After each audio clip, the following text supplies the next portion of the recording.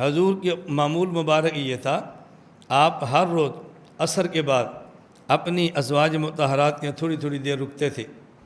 ایک دن ایک بیوی کیا رکے اور ان نے کچھ شہد پلایا، پینے میں تھوڑی دیر لگ گئی، مقصد کیا تھا تھوڑی دیر میرے پاس زیادہ ٹھہر جائیں۔ حضور کے ساتھ بیویوں کو پیار تھا، صرف ایسے نہیں جیسے ہمیں ہے، اس پیار کی وجہ ایک اور بھی تھی، وہ بیویاں بھی تھیں، امتی بھی تھی۔ نبی کسی کے یہاں رکے تو کتنی خوشی ہوتی ہے، اور نبی بھی ہو اور شوہر بھی ہو۔ پورا دن ترستی تھی حضور کب آئیں گے، تھوڑی دیر کے لیے آئیں گے پھر چلے جائیں گے، تو دل تو کرتا ہے تھوڑی دیر اور رک جائیں۔ اس کے لیے تدبیر اختیار کی، میں آج آپ کو شہد کا پر شربت نہ پلاؤں، تھوڑی دیر اور رک جائیں، پی لیا۔ اگلی بیوی کیا گئے، ہمارے لیے ماں ہے، ان کے لیے سوکن تھی، ہمارے لیے اور ان کے لیے، یہ سوکن کا سوکن سے معاملہ تھا۔ ہمارے لیے تو دونوں مائیں ہیں، ہم کون ہوتے ہیں تبصرہ کرنے والے؟ ہمارے لیے حضور نبی ہیں، ان کے نبی بھی تھے، شوہر بھی تھے۔ جی آپ وہاں تھوڑی دیر رکے ہیں، آپ کے منہ سے ایسے لگ رہا ہے جیسے آج آپ نے ککر والی گوند کھائی ہے۔ فرمایا میں نے تو شہد کھائی ہے، لگ رہا ہے ککر والی گوند کھائی ہے۔ بعض علماء کہتے ہیں ممکن ہے وہ شہد ایسا ہو جو ککر سے تیار ہوا ہو، مکھی نے پھول سونگا ہو اور اس سے وہ شہد بنا ہو سکتا ہے وہ آ بھی رہی ہو۔ تو آپ صلی اللہ علیہ وسلم نے محسوس فرمایا کہ ان کو کچھ تھوڑا سا محسوس ہوا ہے، چونکہ میں وہاں تھوڑی دیر زیادہ گزارا ہوں، اور مجھے لگتا ہے کہ اس نے شہد کے بہانے مجھے تھوڑی دیر روکا ہے۔ آپ نے فرمایا میں قسم اٹھاتا ہوں آئندہ شہد نہیں کھاؤں گا۔ اللہ نے فرمایا یا ایھا النبی لم تحرم ما احل اللہ لک، اے پیغمبر آپ نے حلال چیز کو کیسے حرام کر دیا؟ لوگ کہتے ہیں جی گناہ ہے۔ دیکھو حلال کو حرام کرنا گناہ ہے، نبی پاک نے گناہ کیا تھا، یہ گناہ نہیں تھا۔ توجہ سے بات سمجھنا، یہ گناہ نہیں تھا۔ کیوں گناہ نہیں تھا؟ ایک ہوتا ہے شرعاً جو چیز حلال ہو اسے حرام سمجھنا، ایک ہوتا ہے جو چیز حلال ہو اس کو ایسے چھوڑ دینا جیسے حرام کو چھوڑ دیتے ہیں، جیسے حرام کو چھوڑ دیتے ہیں۔ میں جب مدرسے میں آیا نا تو میری عادت تھی کہ میں کولڈ ڈرنک استعمال کرتا تھا۔ میرے استادوں نے کہا، یہ سمجھانے کے لیے کہہ رہا ہوں، میرے استادوں نے کہا بیٹا کولڈ ڈرنک نقصان دیتا ہے۔ میں نے اس دن سے حرام کر لیا، میں نے بوتل پینی نہیں۔ اب حرام ہونے کا کیا معنی ہے جی؟ میں پیوں گا تو گناہ ہوگا؟ نہیں، میں نے ایسے چھوڑا جیسے حرام کو چھوڑ دیں۔ یہ ہے حرام۔ یہ کیا ہے؟ اللہ کو اپنے نبی سے کتنا پیار ہے، اللہ کو اپنے محمد سے کتنا پیار ہے صلی اللہ علیہ وسلم۔ اللہ فرما رہے ہیں یا ایھا النبی لم تحرم، تو نے شہد کیوں چھوڑا ہے؟ اور یہ شہد تو پیدا ہی تیری وجہ سے تھا، تو نے بھی چھوڑ دیا، تو نے بھی چھوڑ دیا۔ لم تحرم ما احل اللہ لک، دیکھو ما احل اللہ لک، ہم نے تو حلال کیا تیری وجہ سے تھا اور تو نے بھی چھوڑ دیا۔ امت میں پیے گا کون؟ یوں نہ کرو قد فرض اللہ لکم تحلت ایمانکم، قسم توڑو اور پیو پیو۔ مجھے آپ بتاؤ، ایک چیز کو حلال کو بندہ حرام کہہ لے اور قسم اٹھائے کہ یہ چیز حرام ہے، قسم توڑ دے تو قسم توڑنے سے حرام پھر حلال ہو جاتا ہے اور حلال پھر حرام ہو جاتا ہے، یا حلال پھر حلال ہو جاتا ہے؟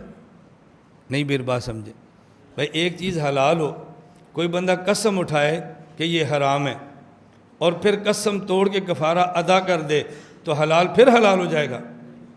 کسی کے قسم اٹھانے سے کبھی حلال حرام بھی ہوا ہے؟ تو نبی پاک کے قسم اٹھانے سے شاید یہ حرام تھوڑا ہی ہونا تھا۔ اس کا معنی کیا تھا؟ آپ نے چھوڑ دیا اور اپنے اوپر حرام کر لیا کہ میں کبھی نہیں پیوں گا۔ بات سمجھے؟ میں ان کے پاس آیا ہوں، میری آپ نے انہیں عزت نہیں کی، میں نے کہا مجھ پر حرام ہے، میں دوبارہ تمہارے گھر آؤں۔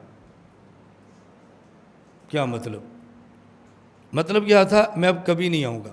تعبیر کیا تھی؟ حرام ہے میں آؤں۔ حضور نے میں حرام ہے میں آئندہ اب شہد پیوں۔ اس کا معنی کیا تھا؟ شاید حرام ہوگی، آئندہ نہیں پیوں گا، آئندہ نہیں پیوں گا، اور ساتھ قسم اٹھا لی، اور میں قسم توڑو پیو پیو میرا محمد یا ایھا النبی لم تحرم ما احل اللہ۔ آپ نے بھی حرام کر دیا، ہم نے تو آپ کے لیے حلال کیا تھا، تم نے بھی حرام کیا، تو کون پیے گا پھر؟ آپ نے بھی چھوڑ دیا۔ اب بتاؤ یہ گناہ ہو رہا ہے یا نبی کی عظمت بیان کی جا رہی؟ میں اس لیے کہتا ہوں بھئی یوں عوام میں لاؤ نا، لوگ سمجھیں گے دیوبند والے ان آیات سے بھی شانیں بیان کر رہے ہیں جن آیات کو لوگ نبی کی تنقیص پہ پیش کر رہے ہیں۔ اِنَّا فَتَحْنَا لَكَ فَتْحًا مُبِينًا لِيَغْفِرَ لَكَ اللَّهُ مَا تَقَدَّمَ مِن ذَنبِكَ وَمَا تَأَخَّرَ۔ آپ کہتے ہو نبی پاک سے گناہ نہیں ہوتا، اللہ فرماتے ہیں میں نے آپ کو فتح مبین دی ہے تاکہ تمہارا گناہ معاف کر دیں۔ اگر ہوا نہیں تھا تو معاف کسے کیا ہے؟ معاف اسے کریں گے نا جو ہوگا۔ اگر گناہ ہوا نہیں تو معاف کیسے کیا؟ قرآن کہہ رہا ہے گناہ ہوا ہے اور معاف کیا، آپ کہتے ہوا ہی نہیں۔ توجہ رکھنا، میں نے کہا ذرا آیت کا ترجمہ کرو۔ اِنَّا فَتَحْنَا لَكَ فَتْحًا مُبِينًا، ہم نے آپ کو کھلی فتح مبین دی ہے، ایسی فتح جو سب کو نظر آ رہی ہے، ایسی فتح دی ہے۔ کیوں؟ لِيَغْفِرَ لَكَ اللَّهُ، تاکہ اللہ معاف کر دے، ما تقدم، تمہارے پہلے، من ذنبک، گناہ، وما تأخر، اور تمہارے پچھلے۔ فتح اس لیے دی ہے تمہارے اگلے اور پچھلے گناہ معاف کر دے۔ میں نے کہا بابا اگر ذنب کا معنی گناہ کرو، آیت کا ترجمہ ٹھیک بنتا ہی نہیں ہے۔ آیت کا ترجمہ ٹھیک، آپ کے استاذوں نے الیکشن لڑا، ایم این اے بن گئے، آپ کہتے ہیں استاد جی مبارک ہو، اللہ نے آپ کے گناہ معاف کر دیے۔ گناہ معاف کر دیے؟ جی استاد جی، کیوں؟ میرے پاس قرآن سے دلیل ہے۔ اللہ فرماتا ہے میرے نبی ہم نے آپ کو فتح دی تاکہ آپ کے گناہ معاف کر دیں۔ آپ اسی نبی کے بارے سے ہیں نا، اللہ نے آپ کو فتح دی ہے تاکہ آپ کے گناہ معاف کر دیں۔ سمجھ آ رہی؟ چلو یہ تو استاذ تھے نا، آپ کسی ایسے بندے سے کہو نا کہ جو داڑھی منا ہے، نمازیں نہیں پڑھتا، ایم این اے بن جائے، اسے کو چودھری صاحب مبارک ہو، تو آڑے اللہ پچھلے تے معاف کر دیتے رہے، ہوں پھر نویں شروع کرو۔ اللہ نے آپ کے معاف کر دیے ہیں، اور یاد رکھنا آپ ایم این اے بنے ہیں، جو پچھلے تھے وہ بھی معاف ہو گئے، جو آپ نے آئندہ 5 سال میں کرنے ہیں وہ بھی معاف ہو گئے ہیں، کرو۔ بھائی کیسی بات کرتے ہو مولانا صاحب؟ قرآن کہہ رہے ہم فتح دیتے ہیں تو پچھلے اگلے گناہ معاف کرتے ہیں، آپ مخالفوں پر جیت گئے ہو، آپ کے سارے گناہ معاف ہو گئے۔ اب بتاؤ فتح کا گناہ کی معافی سے کوئی تعلق ہے؟ بھئی یہ کہنا چاہیے ہم نے آپ کو فتح دی ہے تاکہ آپ اسلام کو غالب کر دیں، ہم نے فتح دی ہے حدود شریعت کو نافذ کر دیں، ہم نے آپ کو فتح دی ہے ظلم کے بدلے لے لیں، ہم نے آپ کو فتح دی ہے تاکہ آئندہ کوئی ظلم نہ کرے۔ یہ بات تو سمجھ آ رہی ہے نا؟ ہم نے فتح دی ہے تاکہ آپ کے گناہ معاف کریں۔ بھئی فتح کا تعلق گناہ کی معافی سے کیسے ہے؟ اب بتاؤ اگر ذنب کا معنی گناہ کریں تو آیت کا ترجمہ بنتا ہے؟ تو پھر جوابوں کی کیا ضرورت ہے؟ ہم پہلے ترجمہ غلط کرتے ہیں، پھر ہم اس پہ پھنستے ہیں، پھر بعد میں اس کے جواب دیتے ہیں۔ کانت طلاق علی عہد رسول اللہ صلی اللہ علیہ وسلم وابی بکر بسنتین من خلافت عمر طلاق ثلاث واحدۃ، حضور کے دور میں 3 طلاق 1، صدیق اکبر کے دور میں 3 طلاق 1، حضرت عمر کی خلافت کے ابتدائی سالوں میں 3 طلاق 1۔ جب حضرت عمر کا دور آیا تو لوگوں نے 3 طلاق دی، تو حضرت عمر فرماتے تھے اللہ نے گنجائش رکھی ہے، تم 2 لے لو، تم 1 دے لو، تم نے گنجائش ختم کر کے 3 دیتے ہو، اب ہم 3 ہی کہیں گے۔ ہم ترجمہ کیا کر رہے ہیں؟ حضور کے دور میں 3 1، صدیق اکبر کے دور میں 3 1، حضرت عمر کے ابتدائی دور میں 3 1۔ حضرت عمر نے فرمایا 3 دو تو 3۔ اب سوال، جب حضور کے دور میں 3 1 ہوتی تھی، عمر کون ہوتے ہیں 3 کو 3 کہنے والے؟ صدیق کے دور میں 3 1 ہوتی تھی، عمر کون ہے 3 کو 3 کہنے والے؟ اعتراض ہو گیا نا؟ اعتراض کیوں ہوا ہے؟ ترجمہ غلط ہے، ترجمہ کرتے کان طلاق علی عہد رسول اللہ وابی بکر وسنتین من خلافت عمر طلاق ثلاث واحدۃ، حضور کے دور میں 3 نہ دیتے، 3 کی جگہ پہ 1 دیتے، صدیق اکبر کے دور میں 3 نہیں دیتے تھے، 3 کی دیر میں ایک دی جاتی۔ عمر کی خلافت کے ابتدائی دوروں میں 3 کا رواج نہیں تھا، 3 کی بجائے 1 دینے کا رواج تھا، تو جب 1 دیتے تو ہوتی بھی 1۔ عمر کا دور آیا، رواج بدل گیا، لوگوں نے 3 دینی شروع کر دی۔ عمر نے فرمایا تم 2 بھی دے سکتے تھے، تم 1 بھی دے سکتے تھے، تم 3 دے کے گنجائش ختم کر چکے ہو، میں گنجائش نہیں دے سکتا، سنو 3 ہی ہوں گی، 3 ہی ہوں گی۔ اب کرو اعتراض ختم ہو گیا، ترجمہ ٹھیک ہو گیا نا۔ اب صرف کیا ہے، اس ترجمے کو ثابت کرنا ہے کہ یہ ٹھیک کیسے ہے، اس کے دلائل الگ ہیں، لیکن ترجمہ تو ٹھیک ہوگا تو سوال۔ ہمارے ہاں ہر جگہ پہ ترجمہ غلط کیا جا رہا ہے اس حدیث صحیح مسلم والی کا، پھر ایک جواب، دوسرا جواب، تیسرا جواب، چوتھا جواب، اور جب ترجمہ ٹھیک کر دیں گے نہ سوال ہوگا نہ جواب ہوگا۔ اِنَّا فَتَحْنَا لَكَ فَتْحًا مُبِينًا لِيَغْفِرَ لَكَ اللَّهُ مَا تَقَدَّمَ۔ سمجھو، نمبر 1 غفران کا معنی، نمبر 2 تقدم کا معنی، نمبر 3 ذنب کا معنی، نمبر 4 تأخر کا معنی، ما تأخر، 4 لفظوں کے معنی سمجھو۔ غفر یغفر غفراناً، اس کا معنی ہے ڈھانپ لینا۔